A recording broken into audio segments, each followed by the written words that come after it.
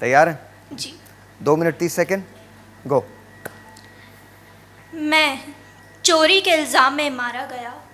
میں افلاس کا مارا سڑکوں پہ دھتکارا گیا. میرا نام راشن کے لیے مانگا تو ضرور. میں کھڑا رہا قطار میں، نہ مجھے پکارا گیا.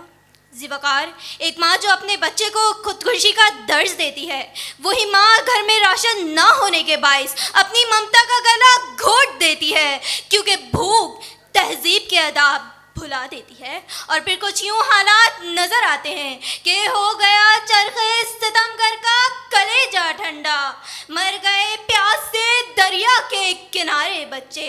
یہ ضروری ہے کہ نئے کل کی ضمانت دی جائے، ورنہ سڑکوں پہ نکل آئیں گے سارے بچے، ورنہ سڑکوں پہ نکل آئیں گے سارے بچے.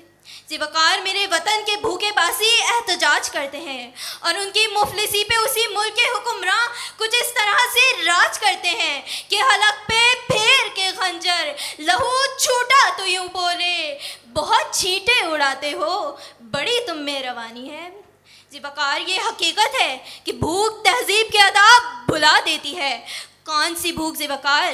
مال و دولت کی بھوک، شہرت کی بھوک، عزت کی بھوک، نفرت کی بھوک، دہشت کی بھوک، وحشت کی بھوک، عداوت کی بھوک، طاقت کی بھوک، کرسی کی بھوک، یا ہوس کی بھوک. ذیوقار، جب ہوا کی بیٹی بھوک اور افلاس کا شکار ہو کر چند سکوں کی جھنکار پہ رقص کرتی نظر آتی ہے تو فلک شگاف صدا انسانیت سے چیخ چیخ کے پکارتی ہے کہ ہاں، بھوک تہذیب کے آداب بھلا دیتی ہے.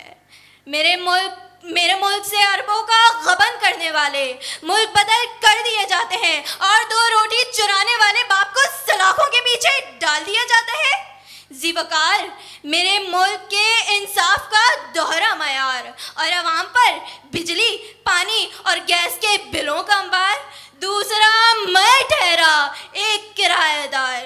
اگر مجھ سے پوچھا جائے کوئی آخری خواہش یا آرزو، میں بھوک لکھوں گی اور قلم توڑ آؤں گی. میں بھوک لکھوں گی اور قلم توڑ آؤں گی، کیونکہ بھوک تہذیب کے آداب بھلا دیتی ہے.